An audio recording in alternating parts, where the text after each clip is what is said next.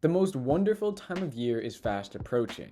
And no, I'm not talking about Christmas, Hanukkah, or any other holiday. I'm talking about the baseball winter meetings, the time where superstar players sign, when teams tend to make their first big move, and when the hot stove finally starts to kick it up a notch. Here's everything you should expect later this week because the Jays might make their first big signing. First off, we have to talk about what has happened this offseason.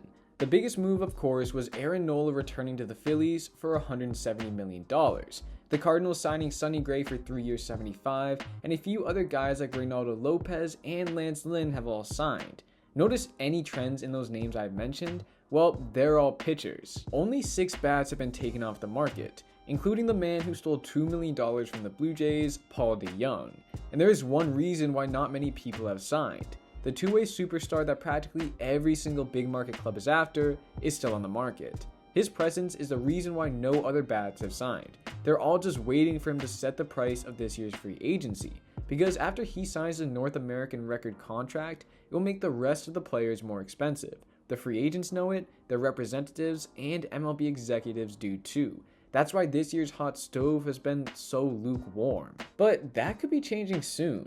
John Heyman stated the prevailing opinion is that Ohtani will sign with a team before the meetings end December 6th.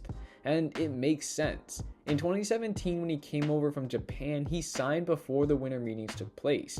And just this past year, the Angels and him managed to agree on a 1-year $30 million deal for 2023 around the same time, showing that he likes to get his contract out of the way early to focus on the season ahead. Meaning, with his potential signing in the coming week, there could be a frenzy of transactions shortly after, because each big market club that was in on Shohei will now have to revert to plan B. And when so many teams are missing out on their ideal offseason acquisition, they tend to act fast. Because once you start dropping down into plan C, D, or even F, it's harder and harder to come away from free agency feeling like you got better. And as we know, the Jays need to add some big names if they want to compete in not only the best division in baseball, but to finally not crumble in the playoffs. So now that we've established the offseason floodgates are potentially opening, what may the Jays do? Well, let's say they miss out on Ohtani. Where should they look? Past him, there is Cody Bellinger, the consensus number 2 bat in free agency. His ability to play solid defense for our left field hold, back up Vlad for first base, and be that big left-handed bat in the 3rd or 4th spot in the lineup could help the Jays return to their regular status of being a run-scoring juggernaut. However, recently his price tag has been speculated to go north of $200 million. And at the very least, I think he signs for a Brandon Nimmo type deal of 8 years, $182 million.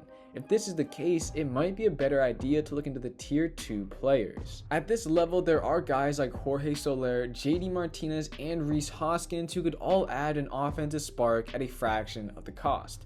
It's likely that they will sign one of these guys, and with Shohei seemingly coming off the board soon, the Jays could ink somebody sooner than you think. That wraps it up for this video. Let me know what you think will happen at the winter meetings in the comments. Also, if you enjoyed, make sure to hit the like button, subscribe, and I will see you in the next one.